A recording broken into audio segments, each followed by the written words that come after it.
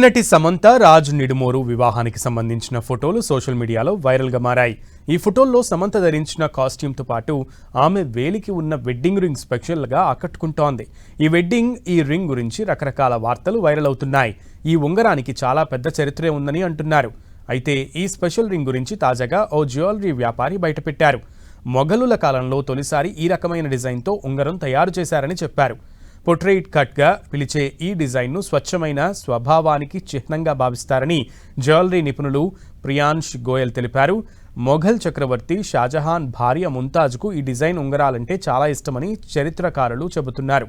Portrait cut ring తయారీ కోసం వజ్రాన్ని ప్రత్యేక విధానంలో కట్ చేసి పలుచని గాజు పలకలా తయారు చేస్తారు. ఈ రింగ్ మధ్యలో ఉన్న 2 క్యారెట్ల లోజెన్స్ కట్ డైమండ్ చుట్టూ 8 పోర్ట్రైట్ కట్ డైమండ్స్ పెటల్స్ ఉన్నాయి.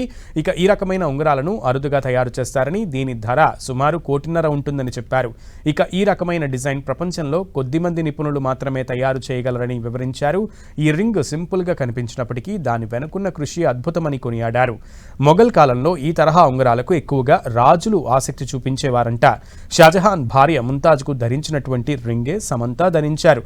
పెళ్లి ఫోటోలో ఈ రింగ్ కనిపించి బాగా వైరల్ అయింది.